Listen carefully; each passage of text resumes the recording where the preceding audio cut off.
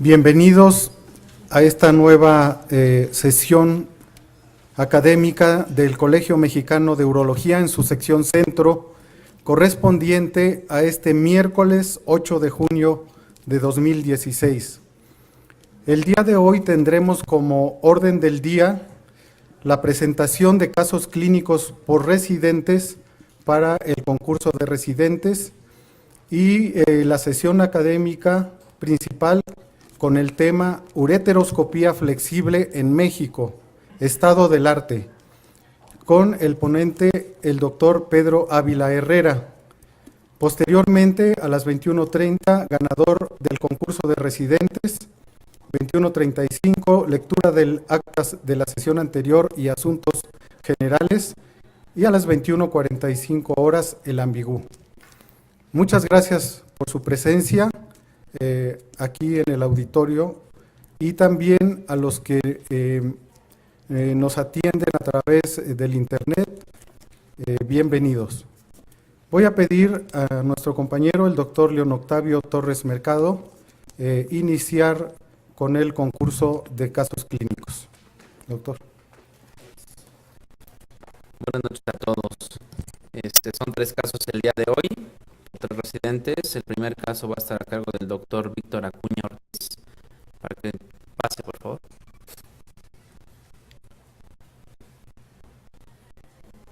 ¿La tienes abierta, no?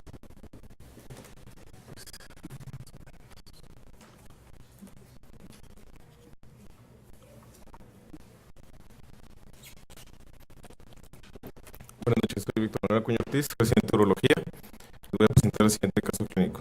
Se trata de un femenino de 67 años de edad, originario de Ciudad de México, ama de casa.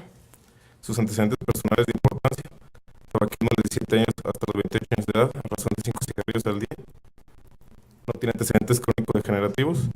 El único antecedente quirúrgico es una histerectomía abierta de 1990. Inicia su padecimiento actual hace 6 meses con hematuria intermitente no formadora de coágulos y pérdida de peso de 6 kilos. Acude a su Hospital General de Zona, donde le realizan estudios de extensión, laboratorios y ultrasonido renal y vesical. A la exploración física no se encuentra visceromegalias ni adenomegalias. Tiene un eco de 0, carnosquio 100. La biometría hemática no reporta ninguna alteración. La creatinina es de 0.7. Las pruebas de función hepática son normales. En el examen general de orina tiene unos eritrocitos de 30-35 por campo, la única alteración. En el ultrasonido vesical se encuentra una imagen sugestiva de tumor. Según las guías de la NCN, tenemos una imagen sugestiva de tumor, lo cual sospecha un tumor vesical. Nos recomienda realizar una historia completa, una citoscopía, una citología urinaria y una tomografía previa a la resección del tumor vesical. Debemos de tener imágenes de la vía neural superior. En esta tomografía, el corte axial, en la fase contrastada, intravenosa, encontramos un tumor vesical. En el corte axial encontramos el mismo tumor, dependiente de domo, de 4 por 3 centímetros. En las vías urinarias superiores encontramos un lito en las cavidades renales superiores de 10 por 8 centímetros de 1100 unidades Hounsfield. En la citoscopía encontramos el tumor vesical 4 por 3 centímetros, localizado en domo vesical sésil blanquecino. Hasta ahora tenemos 2 diagnósticos. Tenemos un tumor vesical y una ictericia renal izquierda. Lo primero que debemos de hacer es catalogarlo en el TNM. Es un TX porque hasta ahorita no encontramos invasión extravesical ni reporte histopatológico.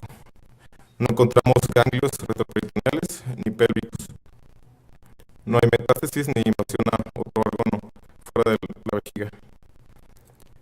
Posteriormente, las guías de NCN recomiendan realizar una resección transuretal de tumor vesical, una exploración bimanual bajo anestesia y recomiendan dar una dosis de quimioterapia intravesical.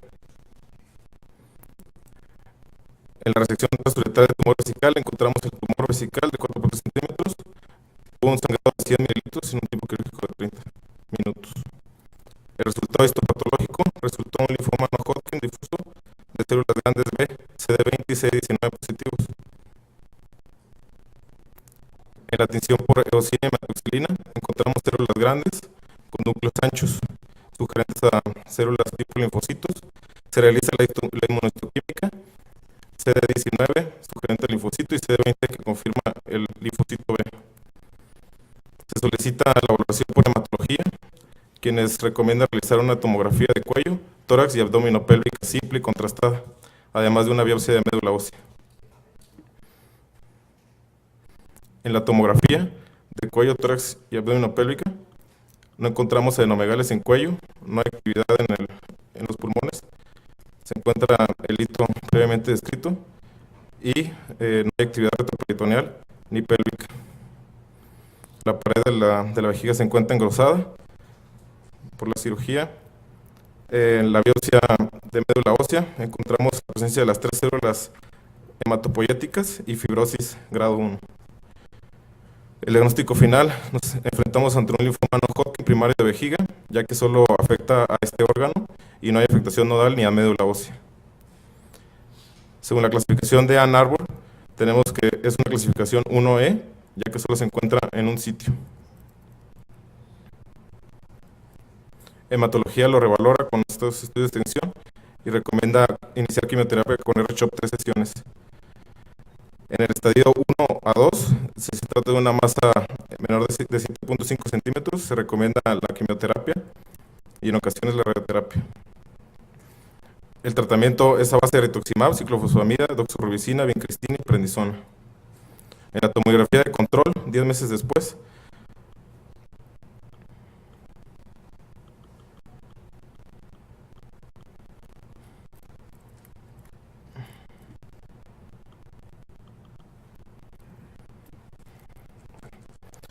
se realiza un mes después la nefrolitis flexible láser izquierda sin complicaciones. La revisión bibliográfica, tenemos que conocer que el linfoma no Hodgkin de células B grandes, debemos de conocer de qué se trata, cuál es su epidemiología, el diagnóstico y los estudios complementarios y el tratamiento y su pronóstico.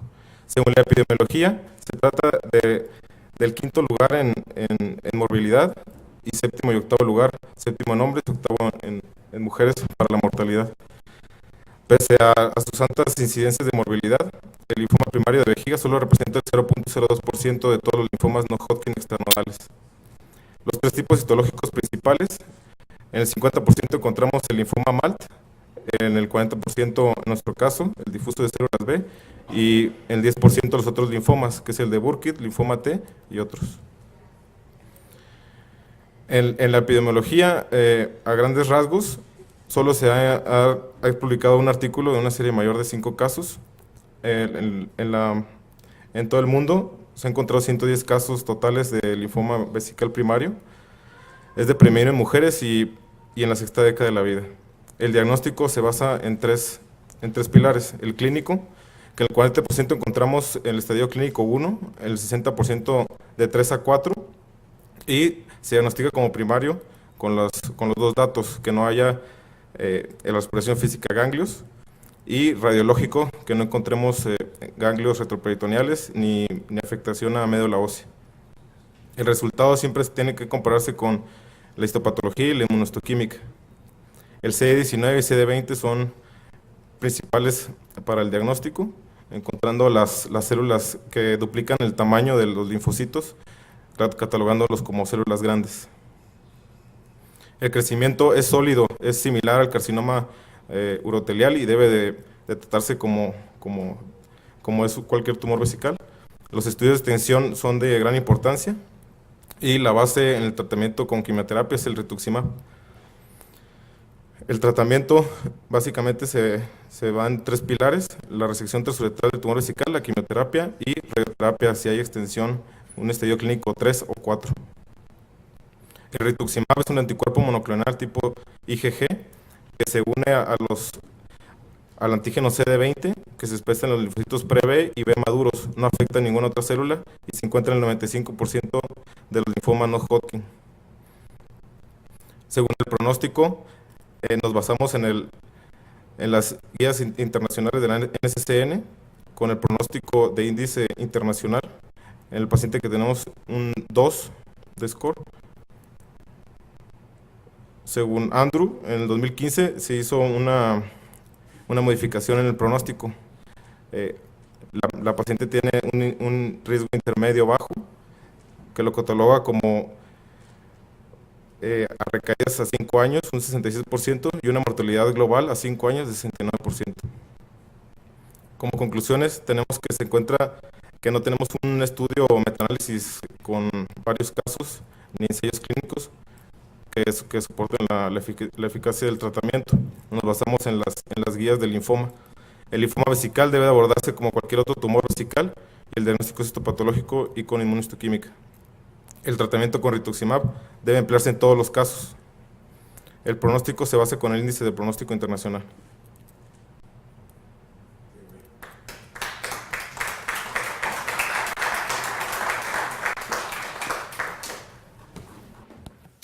Buenas tardes, mi nombre es Juan Manuel Franco Garcés, soy residente de urología y vamos a continuar con la sesión mensual del colegio.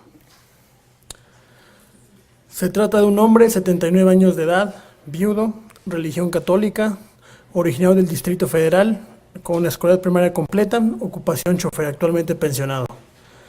Antecedentes de importancia: madre finada por cardiopatía isquémica, hermano mayor finado por cirrosis hepática y un hermano menor finado por padecimiento pulmonar no especificado. Antecedentes personales no patológicos de relevancia: tabaquismo positivo a razón de 4 cigarros al día durante 50 años, suspendido hace 6.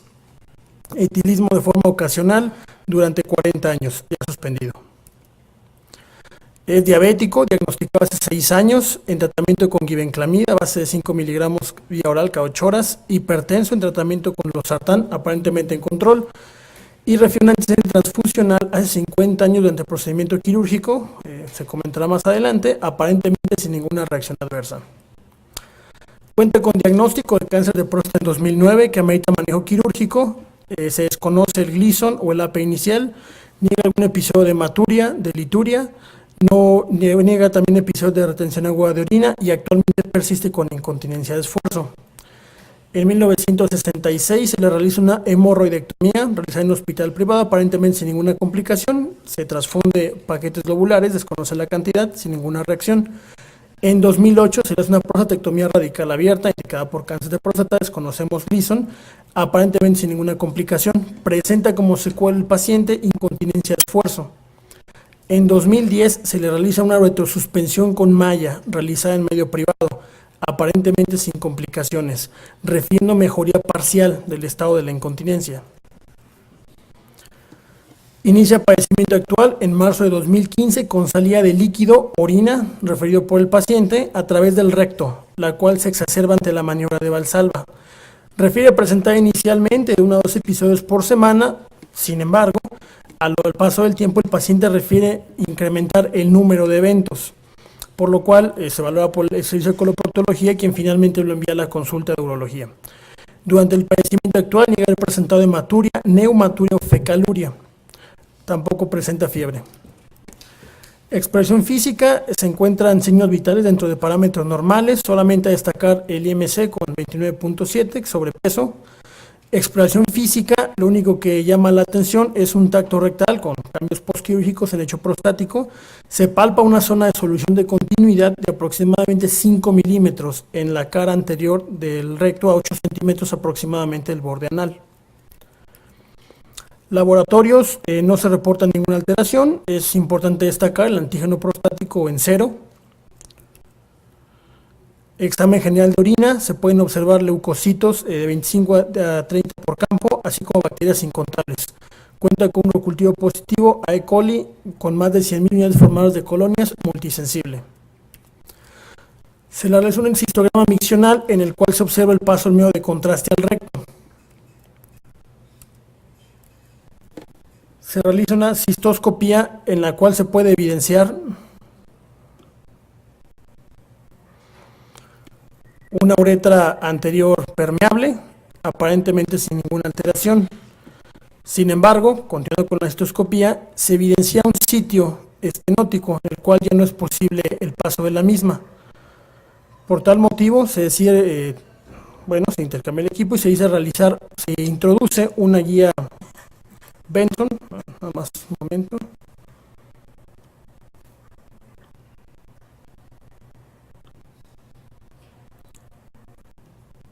Y se procede a realizar una uretrotomía interna óptica, con la cual se logra franquear el sitio.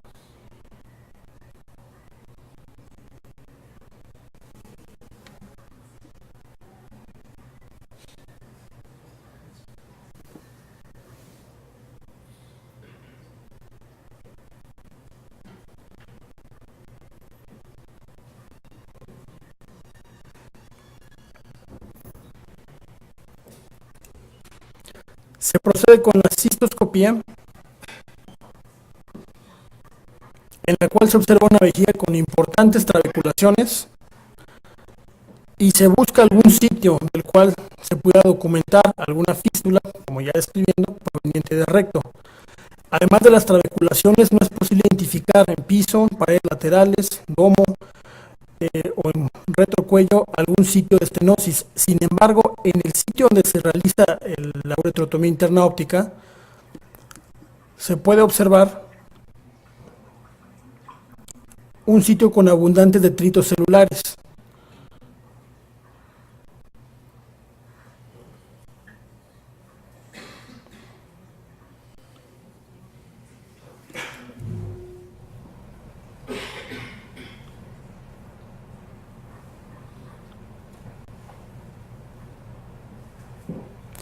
Cabe mencionar que durante el procedimiento el paciente presentó fuga de toda la solución fisiológica instilada para la realización del procedimiento a través del recto.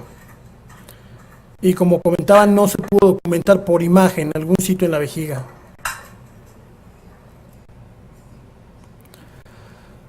Se llega a un diagnóstico de una estenosis de anastomosis uretrovesical y una fístula rectouretral. En el primer tiempo, como ya se describió, se realizó una cistoscopía más una ureterotomía interna óptica. En un segundo tiempo quirúrgico se realiza una exploración vía perineal, realizándose una fistulectomía más una exéresis de material protésico, te comentamos más al respecto, más una plastía de uretra posterior y un avance de colgajo rectal. Se realiza, como comenté, el abordaje perineal.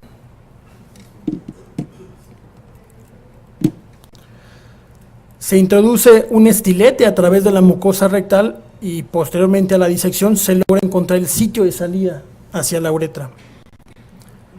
Se identificó así un trayecto fistuloso desde cara anterior del recto hasta uretra posterior, abundante tejido inflamatorio periuretral y restos de material protésico correspondiente a malla de aproximadamente 6 por 6 milímetros con tejido fibroso alrededor de esta.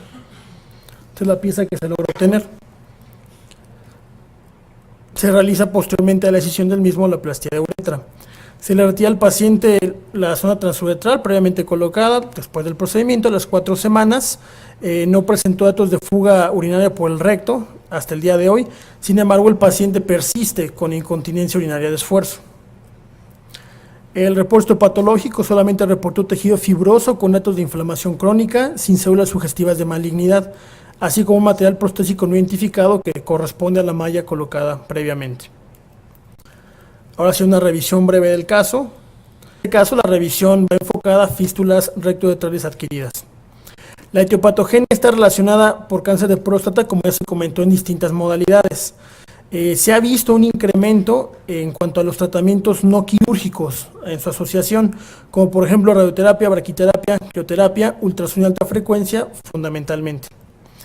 En el caso de la prostatectomía radical se ha encontrado una variabilidad en cuanto a la prevalencia, siendo de un 0.5 a un 9%, bastante variable. En el caso de la crioterapia como tratamiento para el SAE de próstata de un 0.4 a un 3%, la radioterapia externa hasta un 6%, y en menor grado el ultrasonido de alta frecuencia y la braquiterapia también con un intervalo más amplio. También se ha encontrado que hay asociación en cuanto al tiempo de aparición dependiendo del tipo de tratamiento realizado. En cuanto a la prostatectomía radical, lo más frecuente es encontrar la presencia de una fístula, se puede encontrar del 4º al 7º día del posoperatorio. En cuanto a la crioterapia, hasta la 7ª semana. La braquiterapia es la que ha presentado mayor tiempo en el cual puede aparecer alguna complicación, que es la fístula rectouretral, hasta 3 años, y ultrasonido de alta frecuencia hasta la 7ª semana. Causas menos frecuentes corresponden a traumatismos, fracturas de pelvis, posterior a la realización de una biopsia transrectal de próstata o alguna enfermedad inflamatoria como enfermedad de Crohn. El diagnóstico fundamentalmente es clínico y se basa en 3 puntos principales: la neumaturia, la fecaluria y la expulsión de orina por el ano, los cuales pueden no estar presentes en todos los casos. Ocasionalmente el tacto rectal, como en este caso ya mencionado, puede presentar, se puede identificar alguna lesión, protrusión o incluso una solución de continuidad, como es el caso. Estudios diagnósticos, de acuerdo con la literatura revisada, la cistografía es la recomendada, la cistoscopía, rectoscopía y la uretroscopía continúan como los principales medios para su diagnóstico, y el caso de la tomografía y la resonancia magnética, así como el ultrasonido transrectal, solo se comenta que en casos seleccionados pueden reportarse de utilidad.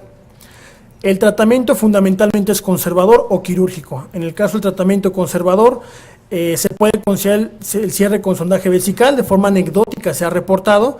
Sin embargo, esto no debe considerarse en pacientes que presenten sepsis o que presenten fecaluria. Si quitamos estos pacientes, podría considerarse como tratamiento, aunque con tasa de éxito muy baja. También se ha visto que la aplicación de algún sellante en el tracto fistuloso puede ser útil en algunos casos. El tratamiento quirúrgico, que es lo fundamental en este caso, pueden prestar diferentes tipos de técnicas y abordajes, muy variables entre ellas. El abordaje abdominal presenta un mayor tiempo transquirúrgico, un mayor tiempo de recuperación. Sus ventajas, una mejor visibilidad. En caso de lesiones realizadas por vía laparoscópica, algunos artículos comentan que puede incluso intentarse un cierre primario de la lesión. Casos extremos pueden requerir colostomía permanente. Este autor, Chirica, él propone realizar una anastomosis coloanal posterior a la resección total del segmento que está afectado. En este caso, bueno, la técnica que realizamos nosotros, que es la técnica por vía perineal, es más simple, con menor morbilidad. El problema es que está muy limitado el campo visual por el abordaje rectal. Dentro de esta, la técnica del LATSCO es la más sencilla. Se denuda la mucosa, se hace un cierre fistuloso y no se extirpa el trayecto. Presenta una mayor tasa de recidiva. Y se puede hacer un avance de un flap mucoso rectal, o incluso se ha reportado interposición de algunos materiales protésicos. Otros tratamientos como el transanal, se puede hacer un orificio, una variante, orificio uretral, e interponer un flap también, pero en este caso de la pared total del recto, a diferencia del que realizamos nosotros, que fue una de la mucosa nada más. Otros como el York Mason implica una apertura para sacrocoxigia transesfintérica, así como una apertura por la línea media para la posterior escisión de la fístula. Dentro del abordaje perineal, otras variantes, se puede hacer una interposición del músculo gracilis. Y finalmente, otra de las variantes que existen es colocar mucosa oral dentro del orificio uretral, parecida del orificio rectal en dos planos, también poniendo algún material intermedio.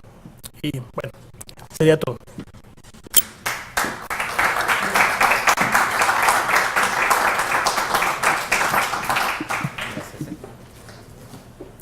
Gracias, doctor. Ahora sí le pedimos al doctor Jezreel Pérez.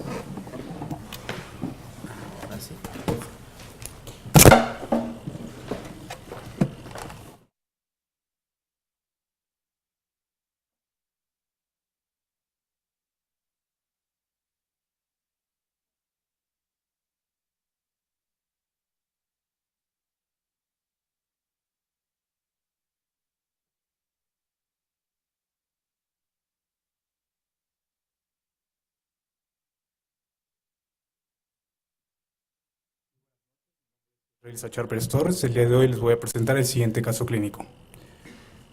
Se trata de una paciente femenina de 27 años de edad, originaria y residente de esta ciudad, Estado Civil, Unión Libre, estudiante de preparatoria. Como antecedentes personales no patológicos, refiere tabaquismo desde los 15 años a razón de 5 cigarrillos al día y etilismo de tipo social desde los 15 años. Dentro de los antecedentes personales patológicos, niega diabetes, refiere antecedente quirúrgico en 1994 una plastía inguinal sin complicaciones. De igual manera refiere alergia al ketoconazol, niega antecedentes traumáticos y transfusionales. Nuestra paciente inicia su padecimiento hace 2 años con un incremento ponderal de 25 kilos, acompañado de astenia, adinamia, irritabilidad, polidipsia y poliuria. Hace 5 meses, nuestra paciente presenta incremento importante de las cifras tensionales de difícil control, ameritando el uso de 3 antihipertensivos, además de presencia de hirsutismo y giba dorsal. Hace 4 meses es referida a nuestro hospital y valorada por el servicio de endocrinología, en donde se encuentra hipertensión arterial de difícil control, por lo que se inicia manejo con un triple esquema de antihipertensivo a base de enalapril, amlodipino y espironolactona. Durante el protocolo de estudio se detecta elevación de TSH, por lo que se inicia tratamiento con levotiroxina 100 microgramos vía oral cada 24 horas. Se puede detectar elevación de cortisol en orina de 590.4. Continuando con el protocolo de estudio, se realiza una densitometría ósea revelando una osteopenia moderada con un T-score de menos 1.8, iniciando tratamiento con calcitriol, 25 miligramos vía oral cada 24 horas. Es referida a nuestro servicio. A la exploración física encontramos una paciente con una antropometría con un peso de 87 kilos, una talla de 1.59, un índice de masa corporal de 36.2, lo que lo ubica con una obesidad grado 2. Al momento de la exploración física podemos observar que ha tenido normalización de las cifras tensionales con una TEA de 120/80, el resto de los signos vitales en parámetros normales. Continuando con la exploración física de nuestra paciente, podemos observar presencia de hirsutismo localizado en el dorso de la paciente, además de presencia de jiba dorsal. Podemos observar también la presencia de estrías violáceas localizadas en el dorso del tórax y abdomen. Se observa también la presencia de obesidad de distribución central. Y lo que llama la atención es la hipotrofia muscular de miembros pélvicos. También se puede observar presencia de hirsutismo y estrías. Se realizan estudios paraclínicos de extensión, en lo que cabe resaltar la presencia de hipercortisolismo en orina de 24 horas con un valor de 479.5, un cortisol sérico de 26.1 y ACTH de 18.1. Se realiza un estudio de imagen de extensión, una tomografía tóraco-abdominopélvica simple y contrastada, en la cual podemos observar una tumoración en glándula suprarrenal de 2.9 por 2.3 centímetros, densidad heterogénea de 95 unidades Hounsfield, que no realza tras la aplicación del medio de contraste. También cabe destacar la presencia importante de obesidad exógena que presenta nuestra paciente. ¿A qué nos enfrentamos? Tenemos una paciente femenino de la tercera década de la vida, la cual inició su padecimiento hace 2 años con un incremento ponderal importante de 25 kilos, además de presentar astenia, adinamia, polidipsia, poliuria, presentando estrías violáceas, hirsutismo y una jiba dorsal. Con estudios paraclínicos de extensión y estudio de imagen podemos corroborar la presencia de un síndrome de Cushing, motivo por el cual la paciente es sometida a un tratamiento laparoscópico. Se realiza una adrenalectomía laparoscópica por abordaje transperitoneal con la ayuda de 3 puertos laparoscópicos. Podemos ver en el video la identificación de la vena adrenal izquierda, en la cual se hace un control vascular y posteriormente se procede a realizar el corte de la misma. Se continúa con la disección de la glándula suprarrenal izquierda, se hace la separación de la misma del riñón izquierdo, y posteriormente se hace la identificación de las arterias adrenales, se coloca un clip de titanio y posteriormente se procede a realizar el corte de las mismas. Continuando con la disección de la glándula suprarrenal del lecho quirúrgico, podemos observar abundante grasa perirrenal, lo que muchas veces puede dificultar la disección laparoscópica. Podemos continuar con el abordaje laparoscópico, en la cual observamos la presencia de venas accesorias, donde se realiza un adecuado control vascular y posteriormente se procede a realizar la sección de los vasos. Se hace la luxación de la glándula suprarrenal, posteriormente se exterioriza en una bolsa de laparoscopía. El reporte histopatológico, tenemos un adenoma suprarrenal. Dentro de los hallazgos encontramos una glándula suprarrenal izquierda de 2.9 por 2.3 centímetros, con un tiempo quirúrgico de 80 minutos y un sangrado de 50 mililitros. ¿Qué podemos encontrar en la bibliografía acerca del abordaje laparoscópico en el síndrome de Cushing? Acerca de las generalidades, tenemos que en 1932 el doctor Harvey Wheeler Cushing fue el que describió por primera vez este síndrome como una exposición crónica al exceso de glucocorticoides que puede estar dada al consumo de glucocorticoides en dosis altas o bien por lesiones tumorales, hipoficiarias adrenales o en localizaciones ectópicas. Hablando de la etiología de esta enfermedad, tenemos que el síndrome de Cushing puede estar dado por causas endógenas y exógenas. Dentro de las causas endógenas encontramos que el 70% es dependiente de ACTH y el 30% son causas independientes de la ACTH. De las causas dependientes de la ACTH, el 85% está dado por adenomas hipoficiarios y el resto por un síndrome de secreción ectópica. Hablando de las causas independientes de la ACTH, encontramos que el 25% está dado por tumores suprarrenales, el 45% por hiperplasia suprarrenal bilateral macronodular, el 10% por síndrome de McCune-Albright y un 20% por displasia suprarrenal micronodular. El primer abordaje laparoscópico se realizó en la ciudad de Nueva York por el doctor Michael Gagner en 1992. En este estudio, en esta revisión, el doctor Gagner hace ciertos puntos importantes acerca de las implicaciones quirúrgicas que nosotros como cirujanos nos podemos enfrentar en los pacientes con diagnóstico de síndrome de Cushing, los cuales son un incremento en el tejido adiposo, un riesgo incrementado de las infecciones del sitio de la herida quirúrgica, disminución de la eficacia de la cicatrización y un riesgo incrementado en los eventos tromboembólicos. Algunos de los beneficios que mencionó el doctor Gagner que presenta es disminución en el dolor, disminución de la estancia intrahospitalaria. Otro estudio realizado en el 2013 en un estudio de 21 pacientes se observó que el abordaje laparoscópico es un abordaje seguro, efectivo, bien tolerado, en el cual se puede obtener una normalización del perfil hormonal comparable al procedimiento abierto, además de presentar una regresión de los síntomas principales en los primeros 12 meses. En este estudio se pudo observar una regresión de hipertensión arterial en un 61%, una regresión de la obesidad en un 66%, regresión de la diabetes en un 44% y de cardiomiopatía dilatada en un 34.3%.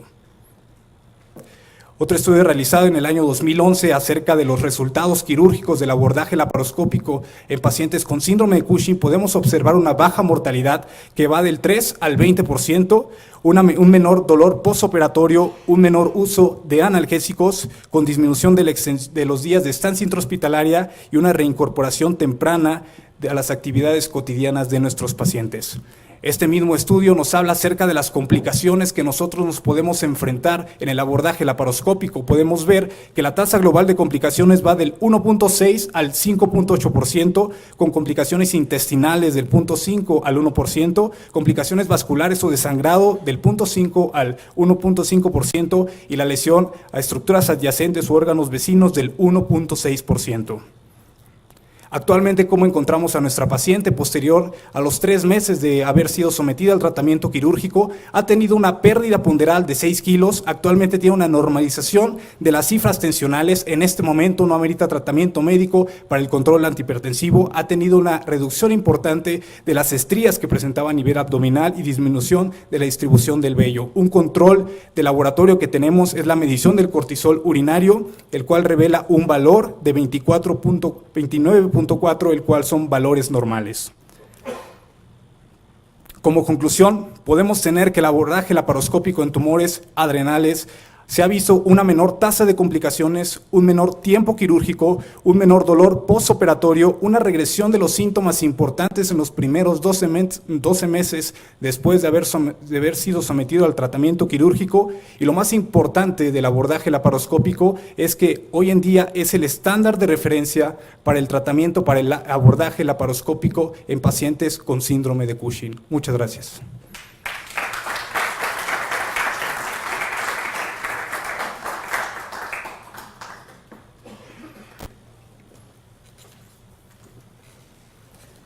Muchas gracias, doctores.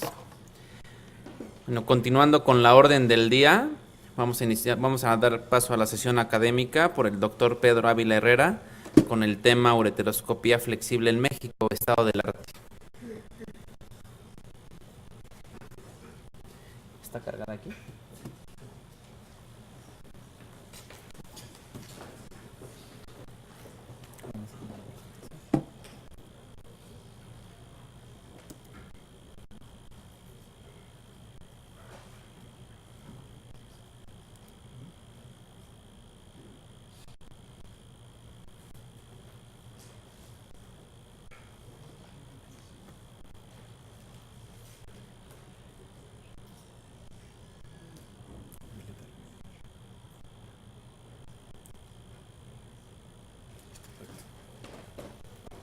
Bien, muy buenas noches a todos. Es para mí un privilegio poder platicar con ustedes aquí en nuestra casa acerca de un tema que nos compete a todos. Actualmente la ureteroscopía, en este caso la ureteroscopía flexible, ha agarrado mucha fuerza, obviamente, todo el tratamiento, como hemos visto, mínimamente invasivo, de patologías complejas, ha tenido una gran trascendencia, ¿no?, en el asunto de la recuperación, así como en el manejo de pacientes con altos riesgos principalmente. Vamos a ver que hay diferentes formas de abordar a nuestros pacientes. Cuando empezamos a hablar nuevamente de cálculos, es una patología muy común que vemos en la consulta prácticamente todos los días. Sin embargo, contamos con un montón de opciones terapéuticas. El objetivo de presentar, decir, el estado del arte en México es que no en todos los lugares tenemos todo, porque no tenemos los recursos o las competencias, o simplemente tal vez la opción para el paciente pueda ser muy variable. Por ahí James Waring, la presentación de 50 formas de tratar una piedra, y lo cual yo considero que es totalmente cierto. Es decir, las guías nos pueden dar información acerca de cómo se debe manejar, sin embargo, cada paciente se debe individualizar. Por eso son guías. Ejemplos muy clásicos, este tipo de pacientes con litotripsia extracorpórea, es lo clásico que tenemos cálculos pequeños que ya han recibido un par de sesiones de litotripsia extracorpórea, ya sea que la identificación del lito haya sido mediante ultrasonido o placa simple ya al momento de realizarlo, pero obviamente después de los procedimientos, pues la piedra permanece, ¿no? Entonces, ¿qué opciones tenemos? Tenemos las opciones de una nefrolito percutánea. ¿Realmente vamos a hacer una nefrolito percutánea para una piedra tan pequeña? Una tercera litotripsia extracorpórea, o, en este caso, probablemente una ureteroscopía flexible, ¿no? El abordaje, la visualización con estos nuevos equipos que existen, los digitales, quienes han tenido la oportunidad de utilizarlos, es espectacular, no indispensable, pero la visión es maravillosa. Y obviamente podemos observar piedras impactadas en infundíbulos estrechos, etcétera, en los cuales podemos tener grandes resoluciones y obviamente visiones directas con los conceptos y las técnicas adecuadas.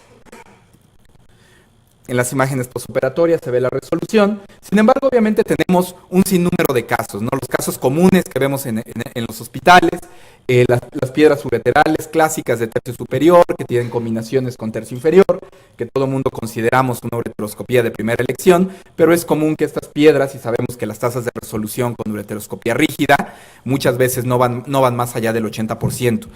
Hay migración constante de estas piedras y la utilización de un equipo flexible nos da la factibilidad para su abordaje. La famosa controversia del manejo del hito de cáliz inferior, que sigue y seguirá siendo motivo de revisiones en las diferentes revistas de neurología internacional. Y obviamente algunos otros litos complejos, ¿no? Litiasis en tercio superior del uréter, con litiasis en cáliz inferior, para los cuales tenemos un sinnúmero de abordajes, desde cirugía percutánea, laparoscopía con un abordaje endoscópico transquirúrgico, laparoscopía con una ureteroscopía posterior o inclusive cirugía endoscópica en 1 o 2 tiempos. Tenemos todos los abordajes posibles, o cirugía abierta con cirugía endoscópica concomitante. Este tipo de casos que nos lleva exactamente a lo mismo, en los cuales la piedra se encuentra en cáliz inferior, a lo mejor un abordaje percutáneo, algunos podrían pensar, sin embargo, el torque que tendremos que hacer con el aparato si no tenemos un equipo flexible sería un poquito complicado para abordar ese lito ureteral. Otros tipos de piedras que pueden ser complejas también, tenemos diferentes tipos de abordaje, a lo mejor aquí más clásicamente un abordaje percutáneo sería ideal. Sin embargo, justamente en este tipo de litos hemos visto los diferentes artículos como en piedras de 2 a 3 centímetros, inclusive con abordajes ureteroscópicos seguramente mínimo en 2 procedimientos, puede llegar a ser factible. Igual forma, algunos otros casos, piedras piélicas complejas, etcétera, ¿no? Es decir, tenemos una serie de pacientes y procedimientos que no necesariamente uno solo de estos nos puede llevar a la mejor alternativa. Sabemos que las guías tienen una gran variedad de información, van y vienen, eso siempre se los he dicho, las verdades de hoy son las mentiras de mañana y las verdades de pasado mañana y las mentiras posteriormente, la evidencia así se comporta. Entonces, para 2011 teníamos que, para cálculos renales, las opciones litotripsia, nefrolito percutánea, cirugía renal retrógrada, inclusive aquí todavía estaba la laparoscopía, que actualmente las nuevas guías ya sacaron de nuestra evidencia, por lo menos en nuestro hospital hacemos un montón de laparoscopía para piedras, y cirugía abierta, obviamente, y también las hacemos. Cálculos de más de 20 milímetros, obviamente la percutánea, menos litotripsia extracorpórea, la famosa terapia sándwich, la cirugía laparoscópica y la cirugía abierta.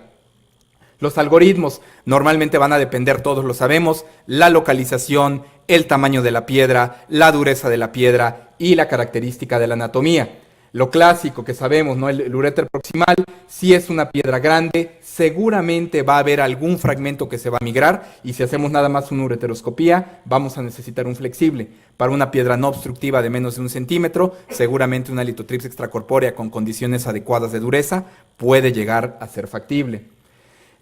Las tasas de erradicación de piedras son muy variables. En el uréter proximal, obviamente, varían, ¿no? Nosotros con nuestra ureteroscopía podemos tener desde 0.72 en el 97, con los mejores equipos después, hasta el 95%, semejante obviamente a la cirugía percutánea o abierta, y menor para la litotripsis extracorpórea. Es por eso que el advenimiento con el tiempo de la extracorpórea ha sido menos. De igual forma, aquí vemos en las revisiones de Cochrane, que tenemos las tasas de erradicación mucho mayores con ureteroscopía que con litotripsis extracorpórea en cuestión de stone free, la posibilidad de retratamientos, aunque obviamente con la experiencia se tienen que mejorar las tasas de complicaciones. Igual con respecto a las guías, tenemos lo que habíamos mencionado previamente, ¿no? Los factores no favorables para extracorpórea siempre deben ser considerados antes de estar dando, y las causas principales de retratamiento o fallas de tratamiento. El famoso lito de polo inferior, de cáliz inferior, litos pequeños, sin factores, obviamente con factores favorables, podemos hacer litotripsis extracorpórea. Sin embargo, si los factores pueden ser no favorables, tenemos que realizar algún otro tipo de procedimiento. Cirugía percutánea para litos más grandes o cirugía retrógrada renal. En este tipo de cálculos, los cálculos de 1 a 2 centímetros, obviamente vemos que la tasa de erradicación de piedras, normalmente en los grupos más experimentados, como el doctor Desai, con cirugía percutánea, por procedimiento es mucho más alta. Eso nadie lo va a discutir. La cirugía percutánea para cálculos, en este caso son medianos, inclusive puede tener un mejor porcentaje de stone free que la ureteroscopía flexible. Obviamente seguirá habiendo un número mayor de complicaciones, eso lo sabemos. Con respecto a los cálculos mayores, esto es totalmente más cierto. La cirugía renal percutánea sigue siendo la primera indicación. Sin embargo, cada vez actualmente hay más publicaciones, y los que realizamos más este procedimiento, vemos con una media de 2.3 procedimientos bien realizados, podemos tener tasas libres de piedra, los famosos stone free, que llegan a ser hasta del 85%. Inclusive en análisis pareados, obviamente tenemos que en algunos casos con cirugía percutánea para piedras grandes, la tasa obviamente de erradicación llega a ser más grande que con cirugía renal retrógrada, la cual puede ir aumentando después de un segundo procedimiento. Algunas de las ventajas importantes de la ureteroscopía, en este caso el uso de la energía tipo láser, tiene que ver el uso en coagulopatía. El clásico paciente cardiópata que no puede ser sometido a una cirugía renal percutánea es una opción para cirugía renal retrógrada, y puede ser en 1 o 2 procedimientos y sin tasa de erradicación. Esto obviamente con una buena técnica. Las contraindicaciones las conocemos. La infección del tracto urinario no tratada, importantísimo, y además de esto, la alteración de la anatomía que impida el acceso hacia el uréter. El consentimiento es muy importante para todos estos procedimientos. Tenemos que catalogar los riesgos del procedimiento, los beneficios que debe haber y las alternativas del tratamiento. Actualmente, en nuestra época, con tantas opciones que tenemos, el paciente debe estar involucrado en la decisión y el tipo de procedimiento a realizar. Y todo este tipo de cosas deben estar consideradas durante nuestro consentimiento informado. Los tipos de imágenes que se pueden utilizar para estos tipos, sabemos para este tipo de procedimientos. 1, la placa simple de abdomen, sabemos que está subutilizada actualmente, sin embargo, nos sigue dando un excelente abordaje para el tipo de piedra, el abordaje y la localización. El ultrasonido, cuya sensibilidad es bastante baja y es operador dependiente, sin embargo, obviamente nos da datos indirectos de obstrucción y de alteración en parénquima renal. La urografía excretora, que actualmente con el advenimiento de la urotomografía se utiliza muy poco en la mayoría de los centros, sin embargo, es, a mi forma de verlo, en su forma convencional intravenosa o retrógrada, la forma más clara de determinar la anatomía calicial y la anatomía ureteral. Nos da el abordaje perfecto, tanto para una cirugía retrógrada renal como para una cirugía percutánea. Y obviamente los estándares, ¿no?, que tenemos actualmente, que son 1, la tomografía helicoidal sin contraste, y en la medida de lo posible tratar también de tener una urotomografía contrastada para determinar con exactitud la anatomía renal. Las dosis bajas, sobre todo, yo las llego a recomendar, pero para seguimientos de los pacientes, que se pueden dar cuando sean posibles, siguen siendo muy sensibles, aunque esto se disminuye en pacientes obesos. Las reglas generales que todos conocemos de ureteroscopía es bien importante. Cuando hablamos de flexible, esto tiene que ver con el nivel de comodidad que tenemos y la experiencia.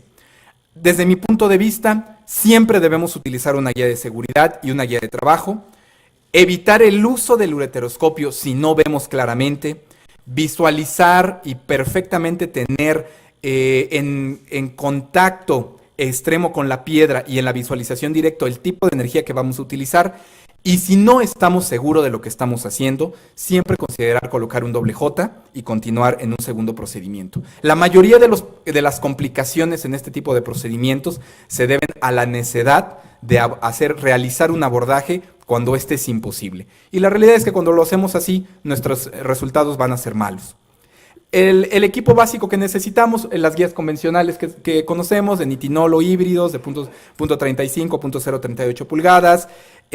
Si tenemos un catéter doble lumen o axial, es bueno, no es indispensable. Sí, en general, un catéter open-end, el medio de contraste, si es que utilizamos y tenemos todos los recursos como la fluoroscopía, aunque no es indispensable para su utilización. La camisa de acceso ureteral, que nos ayuda muchísimo a disminuir las presiones intrarrenales y aumentar la vida media de los ureteroscopios. Y obviamente los stents ureterales, porque siempre los vamos a utilizar, sobre todo si llevamos el uréter a más de 10 French o bien tenemos algún tipo de cirugía complicada. El acceso, primer paso. Siempre les recomiendo colocar una guía. Si tenemos alguna incomodidad o no somos expertos en el manejo del ureteroscopio flexible, tenemos que utilizar ya sea un cistoscopio flexible, un cistoscopio rígido o directamente lo podemos colocar con un ureteroscopio rígido y hacer el abordaje inicial y la dilatación del meato directamente, que es la forma en la que la mayoría lo hacemos. Este es un poquito controversial en algunos otros centros, que la mayoría de los grandes expertos en ureteroscopía flexible les dirán que es innecesario la colocación y la realización de una ureteroscopía convencional con el equipo rígido. Sin embargo, les va a dar una seguridad muy importante acerca de la anatomía ureteral y vuelvo a insistir, el paso inicial en la unión uretero-vesical lo va a facilitar. El hecho de dilatar o no dilatar, esa es una de las controversias siempre que vemos todas las pláticas de ureteroscopía flexible. Las ventajas, una, que vamos a pasar mucho más fácil el ureteroscopio. Dos, que va a permitir la recolección de piedras de mayor tamaño y obviamente la colocación en general de una camisa ureteral de mayor tamaño, en general de 12, 14 French o más. Las desventajas, uno, que aumento el trauma, sin lugar a dudas. Dos, que aumento el costo del procedimiento por los instrumentos que voy a utilizar para dilatar, el balón, etcétera, que si dilato, automáticamente estoy comprando el catéter doble J, sin lugar a dudas, y el riesgo del desgarre ureteral y la estenosis por el uso de la camisa o obviamente el instrumento de dilatación. Los balones dilatadores ureterales, sabemos que estos pasan normalmente para guías, se tienen que posicionar fluoroscópicamente en el sitio o bajo visión directa, y se realizan dilataciones por 3 minutos. Existen varios tipos de balones a diferentes French, de 4 a 10 centímetros. En general, únicamente para el meato, los de 4 centímetros son adecuados y hasta un diámetro de 12 French por 3 a 5 minutos. Sabemos, debemos tener precaución importante cuando lo hagamos en tercio medio o en tercio superior. Esto es simplemente anatomía. En la parte inferior tenemos la famosa Valdeyer con las capas musculares, incluyendo la vejiga, que nos dan el soporte. En tercio medio y en tercio superior, obviamente nuestras capas musculares son muy escasas y esto puede hacer que los procedimientos se compliquen a dicho nivel. Cuando tenemos piedras impactadas en general, es importante primero realizar la ureteroscopía. Para este tipo de casos nos ayuda a realizar primero el procedimiento rígido y posteriormente el flexible. Si se nos dificulta pasar las guías, podemos utilizar catéteres, hacer los retrógrados y en general dilatar. Actualmente ya los coaxiales secuenciales ya los utilizamos muy poco y nos vamos directamente a los catéteres de balón. Importante, nunca dilatar en el sitio donde está una piedra, sobre todo en el uréter, porque esto puede hacer extrusión de la piedra y mayor daño. Y si no inmediato, posteriormente ahí seguramente vamos a tener una estenosis. Es bien importante, si no hay perforación obviamente y no podemos acceder con la guía, se debe avanzar el ureteroscopio directamente, se puede avanzar la guía bajo visión directa o inclusive en piedras muy impactadas, realizar la litotripsia antes de esta. Si hay perforación o algún problema, siempre se debe considerar acceder en otro tiempo. Si la piedra está distal, se puede utilizar primero el láser y después pasar esta piedra. Si no, colocar un stent. Y si hay estenosis del uréter, intentarlo nuevamente. Esto es bien importante. Y las referencias cuando no son adecuadas. Cuando tenemos los uréteres muy tortuosos, es importante siempre rectificar el uréter. Y esto es algo para lo que nos ayuda inicialmente una ureteroscopía rígida inicial. Acceder con una guía, rectificar con el ureteroscopio. Este uréter se nos va a rectificar y a partir de esto podemos jalar, enrollar bien la guía en el riñón, traccionar un poquito la guía y con esto probablemente el uréter se nos rectifique y podemos avanzar mucho más fácil con nuestros otros equipos. El orificio ureteral a veces desde el principio no se puede encontrar, tratar de vaciar la vejiga, buscar el orificio contralateral es inmediato lo que debemos hacer. Se puede utilizar azul de metileno o índigo carmín y si todo lo demás falla, eventualmente dejar una derivación y posteriormente volverlo a intentar o un paso anterógrado de lo mismo. Esto es algún esquema de lo que estamos mencionando. Cuando tenemos directamente el ureteroscopio, lo que podemos hacer es girarlo 90 grados para tratar de hacer la famosa tienda de campaña y acceder a través del orificio. Ya, si lo logramos, pasar entre dos guías o un dilatador. Y si todo esto es imposible, podemos dejar un catéter e intentarlo nuevamente. Cuando tenemos que avanzar, y esta es la forma más fácil que existe para avanzar un ureteroscopio. Esto quiere decir tener dos guías, una de seguridad, una de trabajo, la cual yo recomiendo que sea puesta bajo visión directa con un ureteroscopio rígido, y bajo control fluoroscópico verificar el ascenso directo del ureteroscopio. Esto es la forma más adecuada, más correcta. Para avanzar esto es importante tener siempre, y eso yo he visto que es uno de los errores más comunes que tenemos todos, creemos que el ureteroscopio se va a ir directo sobre la guía, tenemos que mantener cierta tensión sobre la guía, eso es indispensable, tenerla con la guía tensa y sobre la guía tensa avanzar nuestro ureteroscopio. Esto es algo importantísimo. Y una vez que el ureteroscopio ha alcanzado el punto más alto de nuestro acceso, remover obviamente la guía de trabajo y se va a quedar únicamente nuestra guía por la guía que tenemos de seguridad. Con respecto a las camisas de acceso, son excelentes. Hay que tener comodidad para utilizarlas, utilizar el tamaño apropiado. Siempre cuando colocamos una guía de acceso es importante mojar, recordar que los instrumentos son hidrofílicos y yo les recomiendo primero mojar el obturador, introducir primero el obturador para dilatar parcialmente y después, y siempre bien abocado al clip posterior que tiene la camisa de acceso, avanzar directamente todo el conjunto. Tenemos que considerar siempre que en la punta de la guía de acceso podemos tener de 3 hasta 5 centímetros distales de punta, que si nosotros accedemos a nuestra guía muy distal o en, obviamente, sobre todo mujeres de corta estatura, podemos inclusive perforar o inclusive lastimar el cáliz superior del riñón. Es bien importante todo este manejo adecuado de los instrumentos, ya que hasta los mínimos sangrados en ureteroscopía flexible hacen muy difícil la visualización de las estructuras. La necesidad de colocar un stent, siempre que utilizamos una guía de seguridad, una camisa de acceso, vamos a necesitar pasar un catéter doble J al final del procedimiento. Cuando tenemos dificultad para pasar la guía, o la camisa, en general recomendamos utilizar una guía extra rígida para poder que ésta pueda acceder de una forma más adecuada y poder, obviamente, rectificar el uréter de mejor forma. Esto evita la menor cantidad de dobleces o como se llaman pandeos a nivel del uréter. A veces la guía de seguridad puede crear un poco de resistencia por afuera de la camisa. En ocasiones podemos tratar de cambiar la guía de seguridad por una guía hidrofílica o inclusive si nos sentimos muy cómodos llegar a retirar la guía de seguridad. Siempre en el sitio de mayor estrechez, que la mayor parte de las veces es la unión uretero-vesical, considerar la dilatación, ya sea activa o la dilatación pasiva. Con respecto a las técnicas de fragmentación directamente, vemos por todos lados la pulverización contra la fragmentación del lito. Esto depende del tipo de láser que vamos a utilizar y las configuraciones a las que la vamos a aplicar. Sabemos que la pulverización en el riñón, lo que vamos a utilizar son pocos joules, mucha frecuencia. Entre mayor sea la potencia, el número de watts del láser, vamos a lograr una pulverización más adecuada.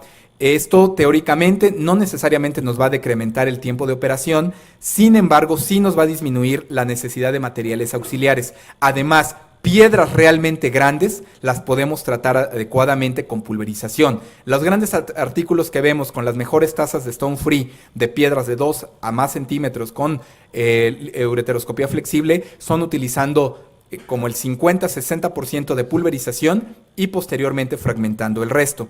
Hay menor riesgo de daño ureteral, como utilizamos poca energía, obviamente menor riesgo de perforación, y los láseres que normalmente nos proveen este tipo de energía van de 80 a 100 watts. Hay menor frecuencia en retroquemado, pero obviamente esto asume el paso espontáneo de fragmentos aproximadamente de 1 milímetro, máximo de 2 milímetros o menos, y siempre tratamos de esto dejarlo literalmente como polvo.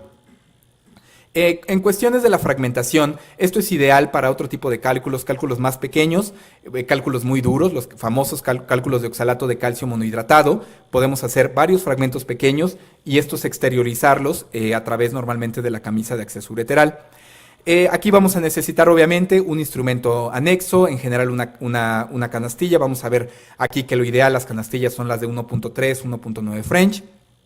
Y las configuraciones del láser para esto normalmente van de 0.6 a 1 joules a 6 a 10 Hz. Por el tipo de fibra que utilizamos, que normalmente son las de 200 a 270 micras, no debemos utilizar más allá de 1 joule de energía, porque esto va a ocasionar mucha cantidad de calor, daños en el equipo e inclusive retropulsión de la fibra y daños en el filtro de nuestro mismo láser. Hay que tener cuidado con este tipo de configuraciones.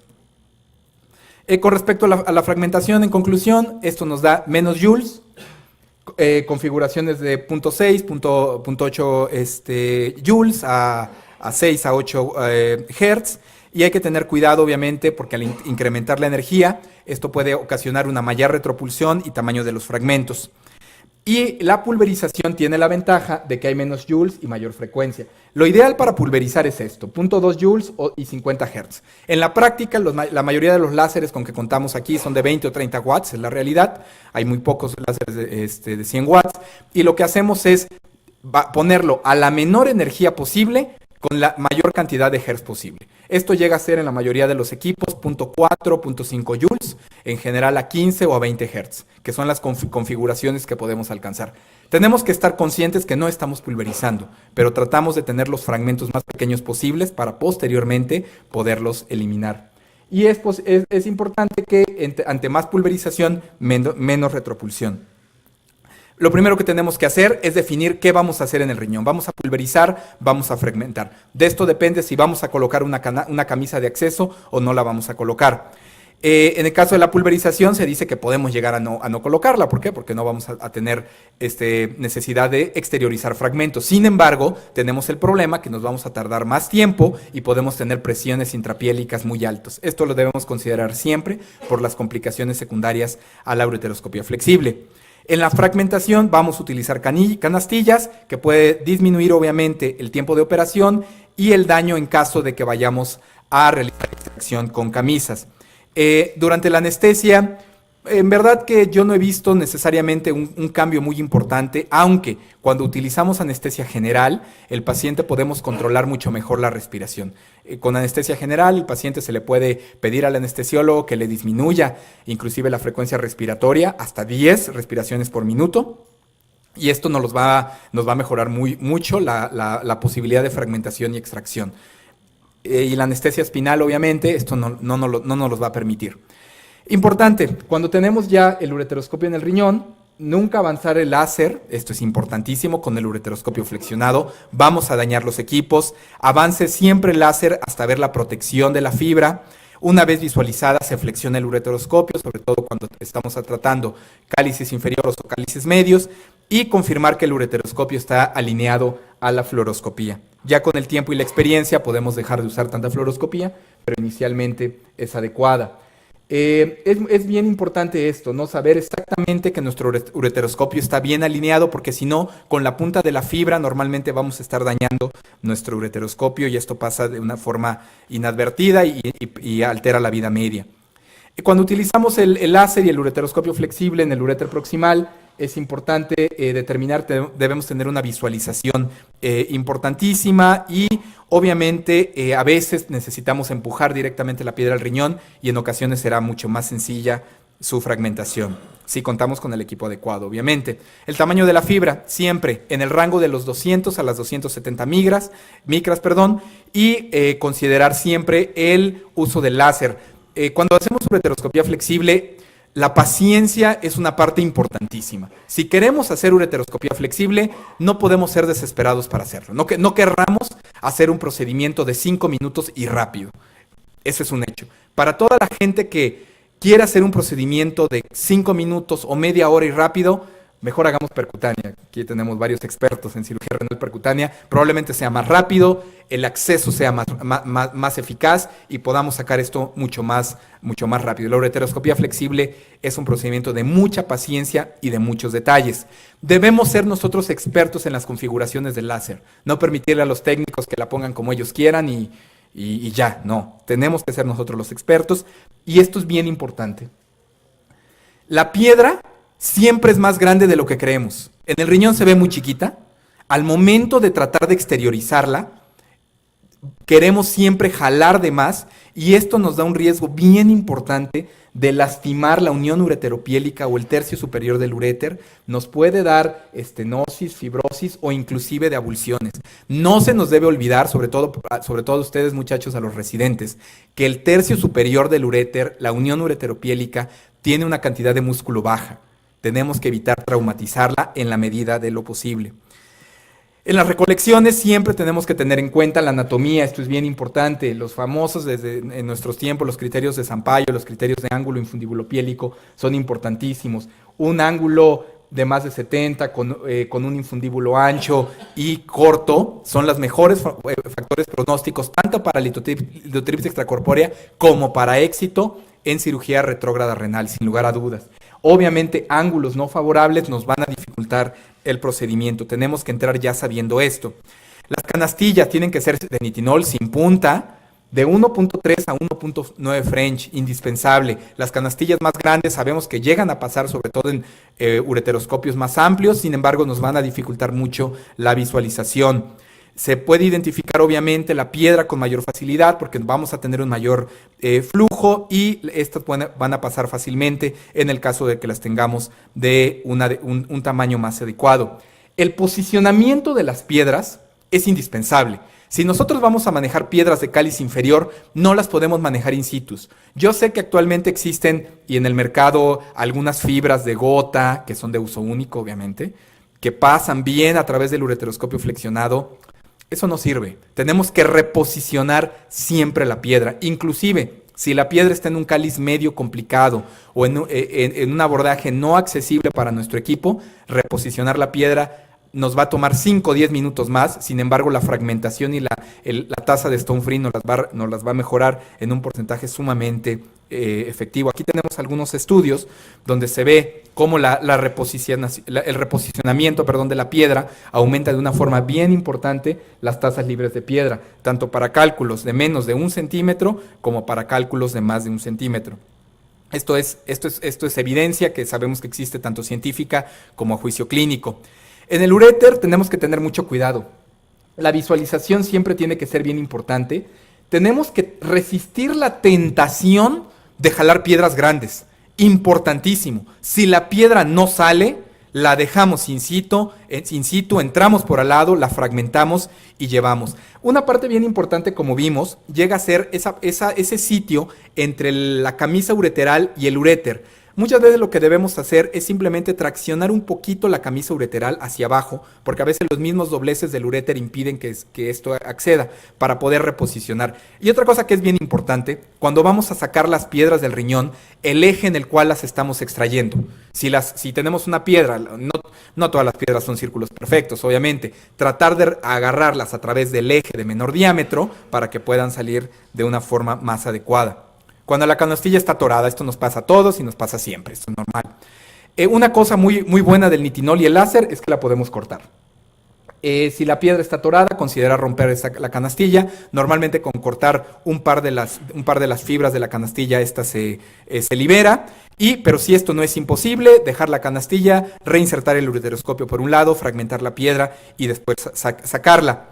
En el último recurso, si no es posible, colocar un catéter, dejar la canastilla y posteriormente ya dilatada reintentarlo. Hay muchas formas y hay un montón de videos en YouTube, etcétera, de cómo se utilizan las canastillas, de para qué sirven, etcétera. Cuando nosotros ya estamos con una sensación de urgencia para este tipo de procedimientos, se recomienda dejar, en vez de tratar de liberar completamente la canastilla, cortarla y salirnos. Ya tendremos otra canastilla. Existen en el mercado las famosas canastillas, estas las Escape, por ejemplo, que son parcialmente cómodas. ¿Por qué? Porque tienen finalmente el equipo en Y en la parte distal, que se puede introducir la fibra láser y no sale exactamente en medio. Esto quisiéramos, ¿no? Esto es lo que por ahí nos vende la industria, que tenemos ya agarrada la canastilla y el láser nos sale exactamente en medio. Esto no es cierto, ¿no? Nos sale siempre por un lado, pero sin lugar a dudas el tener la canastilla, la piedra controlada con la canastilla, pues nos ayuda a la fragmentación mucho más sencillo. En el asunto de las complicaciones es importante decir que estas siempre son posibles. Sin embargo, con una técnica adecuada y una planeación del procedimiento pueden ser minimizadas. Esto para todo tipo de cirugía, no solo para esta. Como vimos, el acceso y dilatación, los puntos que habíamos mencionado previamente son indispensables. Siempre tenemos que ser conscientes de nuestro grado de comodidad y nuestro grado de experiencia. Lo que vemos en las guías, sobre todo estos conceptos bien enfocados para los residentes, lo que vemos en las guías siempre lo tenemos que considerar quién lo está escribiendo, con qué serie de pacientes lo escribió y dónde lo están escribiendo. Lo que viene en las guías no necesariamente es la realidad de todos los sitios. Sí lo debemos considerar sin lugar a dudas, sin embargo lo tenemos que considerar con mucho cuidado. En los congresos, ahora en el colegio, hablando con el doctor Ojad Shah y desafortunadamente no recuerdo ahorita el doctor de Canadá que estuvo con nosotros también en el taller de ureteroscopía, pues aparentemente ya el uso de guías de seguridad por ahí va en desuso, ¿no? Lo que a mi forma de verlo es algo inconcebible, ¿no? Por ahí dicen que es como el cinturón de seguridad, ¿no? Uno no lo necesita hasta que lo necesita, ¿no? Uno puede no necesitar una guía de seguridad 500 procedimientos si quieren, pero en el 501 que tal vez lo iba a necesitar, el no tenerla, híjole, en verdad que puede ser un gran dolor de cabeza. En la forma de avanzar el ureteroscopio, esta es la manera, es bien importante. La guía pasa a través del sitio del canal de trabajo, el cirujano avanza directamente enfrente del paciente el instrumento y el ayudante sostiene el ureteroscopio flexible y mantiene tensa la guía. Cuando estamos empezando con ureteroscopía flexible, esta es la manera que siempre lo deben avanzar. Si estamos tratando de avanzarla directamente como el doctor Gerald Fuchs a la primera, nos vamos a enfrentar con muchos problemas. Ya que hayamos hecho un poco más de 50, 60 procedimientos, pueden avanzar el ureteroscopio como quieran. Inicialmente así debe ser. El hecho de tener nuestras dos guías nos va a ayudar en riel, como siempre, e inclusive podemos voltear y obviamente girar nuestro ureteroscopio. Esto, como en el asunto de los instrumentos rígidos, nos va a facilitar por el bisel en ocasiones la entrada al ureteroscopio. Hay que tener cuidado con las falsas vías. Lo más probable es que se den en vecindades con litos impactados. No es raro que en el abordaje, sobre todo segundos, terceros procedimientos de pacientes que previamente han sido manejados, pueda haber inclusive un lito ureteral. Por eso es que idealmente, si tenemos ahí el ureteroscopio rígido y no nos cuesta nada, podemos insertarlo, ver que no hay un lito ureteral en ese sitio y posteriormente avanzar nuestra camisa o directamente nuestro flexible. Normalmente, si tenemos falsas vías, hay que reemplazar la guía, en general, normalmente bajo visión directa, y siempre colocar un doble J al final. El hecho del OpenN es uno de nuestros mejores amigos, siempre debemos contar con él para los accesos difíciles en los cuales podamos acceder adecuadamente al uréter. Si nosotros no tenemos o por alguna razón la guía de seguridad se nos fue, podemos reemplazarla con un cistoscopio o ureteroscopio semirrígido. Si tenemos una fluoroscopía, siempre bajo control del mismo. Y obviamente, si no podemos hacerlo, podemos llegar a considerar una nefrostomía, una derivación urinaria y lo que es bien importante, asegurar nuestra guía a los campos. Son mejores las de PTF o los híbridos porque sabemos que las correcaminos se salen normalmente muy fácil. Las guías correcaminos totalmente hidrofílicas son solamente para acceso. Para poder manejarlas y tenerlas de seguridad tenemos que cambiarlas por guías de PTF convencionales. Lo que mencionamos, siempre insertar primero el obturador para dilatar, la guía de seguridad es resistente, utilizar una hidrofílica y posteriormente pasarla, y siempre tener en cuenta, si no es posible acceder, una dilatación pasiva y posteriormente avance.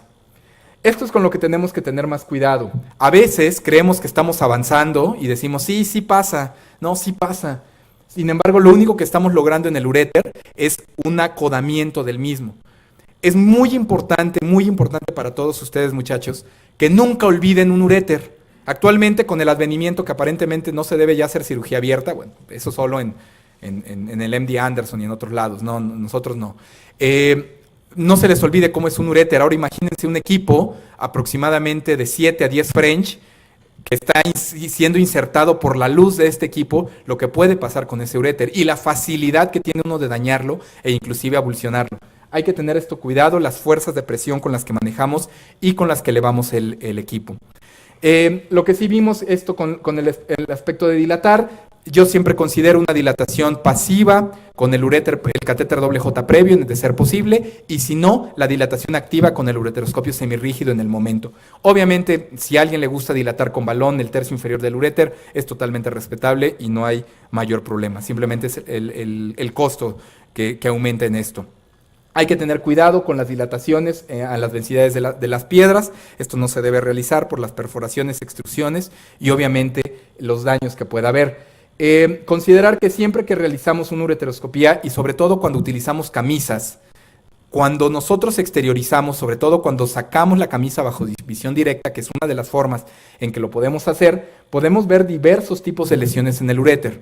Es bien importante que esto lo tengamos en consideración para nuestros procedimientos futuros. Si tenemos lesiones grado 1, grado 2 o inclusive grado 3, obviamente, salvo este resto de lesiones, necesitamos dejar un catéter doble J y en general por más allá de 2 semanas, de 2 a 6 semanas.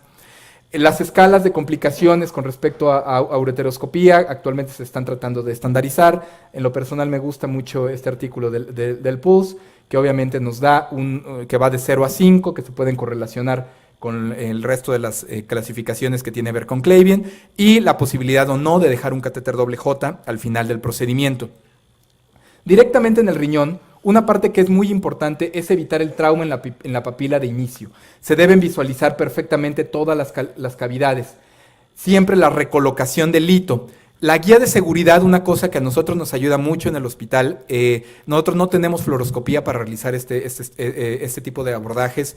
Probablemente llevaremos más de 600, 700 procedimientos sin fluoroscopía. Y uno de los puntos más importantes es la guía de seguridad. Y cuando accedes, la guía de seguridad en el 97% de los casos está en el cáliz superior. Entonces, inmediatamente cuando uno accede al riñón, busca la guía de seguridad y me ubico inicialmente. Esto es importantísimo. A partir de eso, busco el resto de las cavidades renales. El uso correcto de la energía tiene que estar a 0.4 milímetros o en contacto con la piedra. Así funciona el láser. La pulverización, alta frecuencia, baja energía. La fragmentación, más energía, menos frecuencia. Es importantísimo tener cuidado con el ureteroscopio flexionado, avanzar solamente los justos. La atención sobre todo en piedras de cáliz inferior, hay que recolocarla siempre y confirmar si tenemos fluoroscopía que el ureteroscopio está alineado. Esto es importantísimo. La fibra tiene mucho impacto en la flexibilidad de nuestros equipos, eso es algo que no podemos olvidar. Si nosotros queremos estar utilizando fibras de 365 micras, el ureteroscopio nos va a flexionar menos de 180 grados máximo o menos. Las fibras que debemos utilizar tienen que ser en general las que contamos 200, 270 micras para lograr la mejor deflexión posible de nuestro equipo. La extracción de fragmentos. Lo ideal es lograr fragmentos de menos de 2 milímetros. Estos nos van a salir siempre bien. Hay que tener la observación continua de la canastilla y no demasiado cerca del ureteroscopio. Asegurar que estos fragmentos sean tan pequeños que los podamos sacar. Esto es importantísimo. Y remover los fragmentos grandes. Esto hay que tener cuidado, lo podemos hacer con camisas de acceso más grandes, es decir, si de antemano estamos considerando una piedra de más de 2 centímetros, probablemente lo ideal, en primer lugar, sea de colocarle un doble J previo al paciente, 1 o 2 semanas antes. Segundo, poner una camisa de acceso mínimo 12-14 French. Se puede llegar a utilizar una 14-16 French si es que observamos que la anatomía del uréter es adecuada. Y de esa forma podemos sacar fragmentos todavía más grandes. Cuidado, obviamente, con las canastillas retenidas y con las consideraciones que manejamos previamente. Esto es espantoso, hay que tenerlo mucho cuidado. Espero que la mayoría de ustedes nunca vean estas complicaciones en su vida. Por ello ya he visto un par de uréteres avulsionados completamente y en verdad que es algo espantoso que te pueda pasar, y esto puede pasar por dilatación forzosa, manipulaciones de guías submucosas, manipulación excesiva de piedras, los catéteres, imágenes, siempre hay que ver sigue la luz, siempre hay que ver perfectamente dónde vamos a hacer. Y este tipo de cosas normalmente pueden pasar hasta en las manos más expertas, es importante. Cuando uno se siente que todo lo sabe, yo siempre les digo que de repente es como una carretera, cuando van viendo un montón de cruces, normalmente es puro experto. Hay que tener cuidado con eso. Hay algunas clasificaciones y algunos inclusive bases de datos en los cuales se mencionan algunos riesgos de daños ureterales o inclusive avulsiones que han tenido que ver, inclusive se les ha dado por alteraciones en el ureteroscopio. Finalmente son instrumentos mecánicos que pueden fallar y la deflexión se pudo haber lastimado y obviamente se queda enganchado, deflexionado el ureteroscopio, y obviamente esto puede tener alteraciones o inclusive con el exceso de torque. Muchas otras revisiones nos han demostrado cosas que clínicamente sabemos. Ante mayor experiencia va aumentando el número de procedimientos complicados que hacemos y en general puede inclusive disminuir la tasa de complicaciones en nuestros pacientes. Aquí tenemos 4 grupos, los 4 grupos tienen que ver con la menor experiencia, la mayor experiencia de cada uno de los grupos. Vemos como inclusive los grupos más complejos manejan varias piedras y las tasas de stone free llegan a ser mayores, inclusive con litos más complejos. De igual forma, las complicaciones nos llegan a disminuir en este tipo de grupos. Bueno, esto es algo, lo sabemos y es importantísimo. Una de las cosas más severas es esto: las complicaciones infecciosas es un dolor de cabeza en endourología. Tenemos que identificarlas y esas las identificamos desde el preoperatorio. No podemos estar tratando pacientes que de antemano sabemos que tienen un tracto urinario infectado sin una disminución de la carga bacteriana. Está recomendado 1 semana por lo menos previa de antibióticos, si no para la erradicación, sí para la disminución de la carga bacteriana. Y sabemos que los riesgos de bacteriuria y infección febril van hasta el 35% en algunas de las series. Las guías son muy variadas. Actualmente lo que se debe hacer es tener conciencia del análisis epidemiológico que hay en el hospital. Ya no nos podemos basar en las guías americanas, ya las quinolonas no funcionan prácticamente en nuestros hospitales, inclusive en nuestra práctica privada. Entonces debemos tener un adecuado control epidemiológico en los hospitales para, a partir de eso, definir cuáles son los mejores antibióticos de profilaxis y de mantenimiento con nuestros pacientes.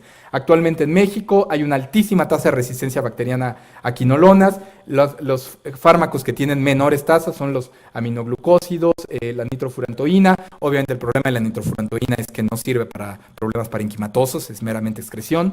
Las cefalosporinas e inclusive estamos regresando a utilizar las penicilinas, ¿no? La famosa ampicilina está regresando al uso cotidiano. El uso de los antibióticos preoperatorios va a depender obviamente de la anticipación, el tamaño, la experiencia, el riesgo de sangrado y obviamente lo que le vamos a hacer al paciente. Hay complicaciones también en la colocación del paciente, tenemos que ser cuidadosos en esto. La caída del pie, que nos tardemos demasiado, más de 4 horas. Ya existen una serie de publicaciones muy importantes donde sabemos sobre todo los riesgos de complicaciones infecciosas aumentan de una manera clínicamente representativa si nos tardamos más de 2 horas del procedimiento. Lo ideal en una ureteroscopía flexible es que nos tardemos 2 horas o menos, es lo ideal. Por ahí nos podemos llegar a tardar 2 horas y media, 3 horas, aunque esto nos va a aumentar el riesgo de infección. Si ya vamos a hacer eso, siempre tenemos que utilizar una camisa de acceso ureteral para mantener bajas las presiones intrapiélicas, importantísimo. Pacientes obesos, hay que tener cuidado también, obviamente fumadores, lo sabemos. Y podemos tener daño obviamente en el obturador, en el tibial, en el pudendo. Y también cuando utilizamos los pacientes y sobre todo que les damos litotomías muy forzadas, con aumento de presión en las pantorrillas, síndromes comportamentales, trombosis venosas profundas, etc. Esto lo debemos tener siempre en una consideración muy importante. Existen factores, obviamente, para las estenosis, y esto directamente en los uréteres, los litos impactados, la perforación, si dilatamos, si tenemos disecciones submucosas, lesiones térmicas o antecedentes de radioterapia. Los tipos de ureteroscopios con que contamos actualmente en el mercado son variados. Tenemos por ahí 3 empresas principales que todos conocemos, el Storz, el Olympus, el Wolf. Todos tienen ureteroscopios de altísima calidad. Por ejemplo, Olympus es un ureteroscopio de una visualización maravillosa, sin embargo, de repente tiende a ser un equipo frágil. Quiere decir que si no tenemos cuidado adecuado en su limpieza, en su inmersión, probablemente no nos vaya a durar más allá de 12 a 25 procedimientos. El equipo Karl Storz es un equipo también con excelente visualización y, a nuestra experiencia, mucha mejor durabilidad, al igual que el equipo Wolf. El equipo Wolf también es un equipo con mucha durabilidad y con excelente calidad de visualización.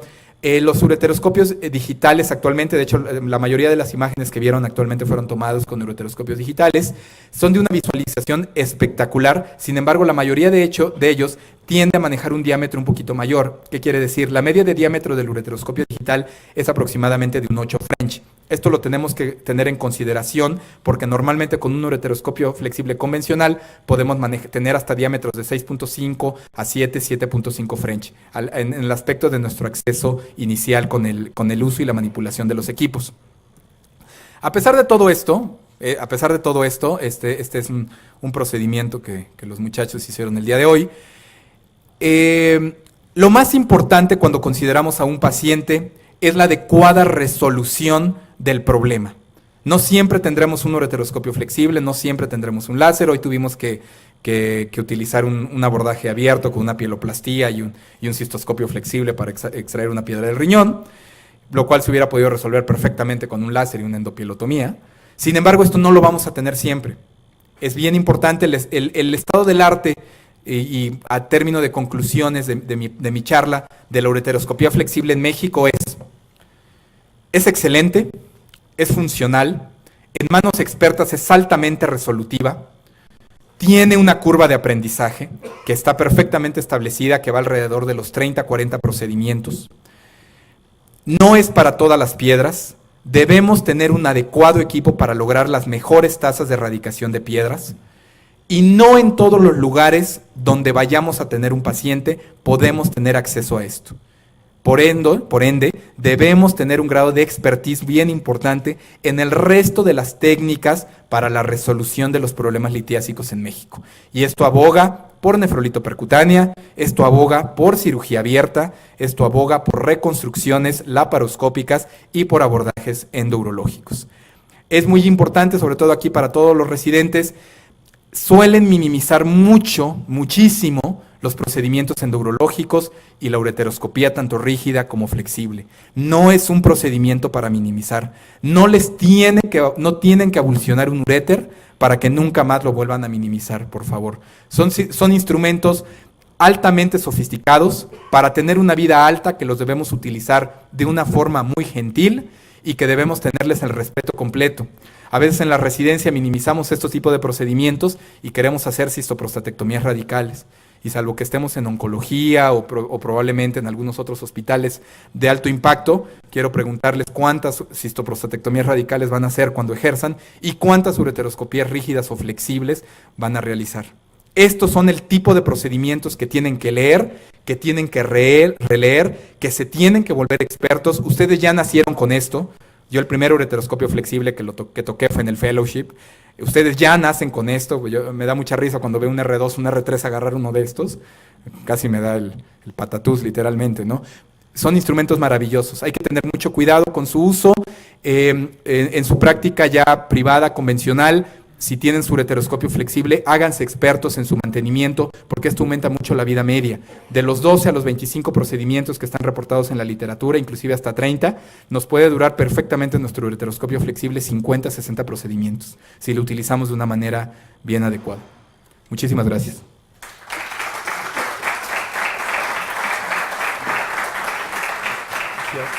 Si hay alguna pregunta, alguna duda o alguien quiera comentar algo, por favor.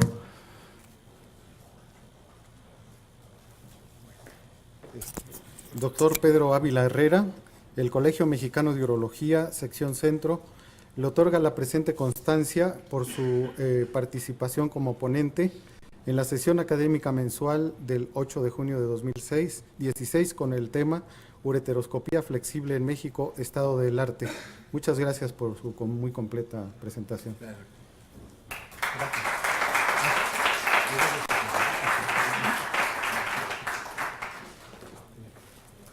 Doctor León Torres, por favor, continuamos con las...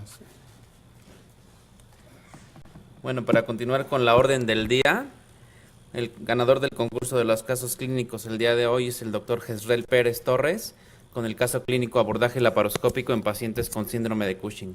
Felicidades, doctor.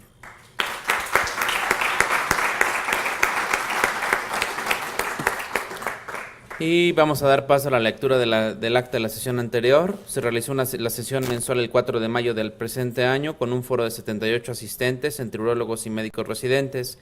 El ganador del caso clínico fue el doctor Ángel Arreola Hernández con el caso SEA transicional en divertículo vesical.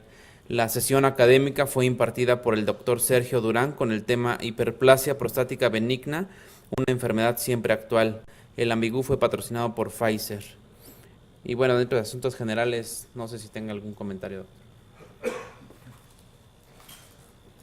Bien, actualmente hay muchas opciones en cuanto a computadoras, equipos y programas para presentación, pero como han visto ustedes, pues aquí tenemos un poco de limitación y la sugerencia es, sobre todo para los residentes, si pueden traer sus trabajos en USB, por favor. No sé,